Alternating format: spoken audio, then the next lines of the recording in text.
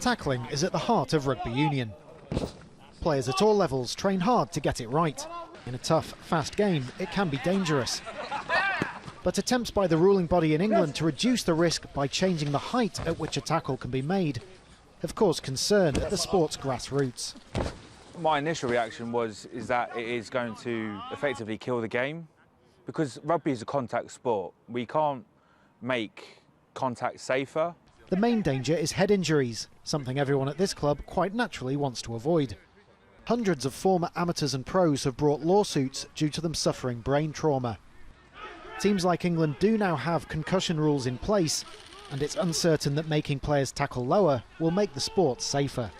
The problems with high tackles and concussions have been most obvious at the elite levels of the game, but it's at the grassroots of rugby union that the changes will be made, at least at first.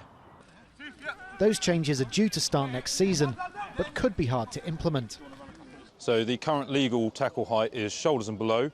If I show you now what the maximum height would be in terms of a tackle, we'd be looking to and wrap the ball up. So the new law, what it's trying to prevent is hitting head, and by doing that, what they're saying is it's hip and below, and it's here. One problem is that a player could still get concussed by a knee hitting them in the face, and clubs like Worthing are worried that the threat of getting sent off for what is currently a legal safe tackle could put people off from playing a complex sport that is getting even more complicated. One former professional suing the rugby authorities after being diagnosed with dementia in his 40s is also sceptical about the changes.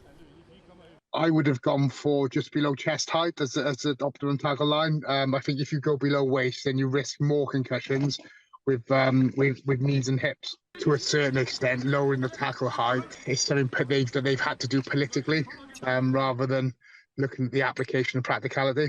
The tackle height changes led to more than 300 clubs seeking a vote of no confidence in the sports authority in England, the Rugby Football Union, who say the decision is backed by science on concussions but will now be reviewed. It's a situation that leaves rugby, as these players know it, in the balance. Rhys, Al Jazeera, Worthing, England.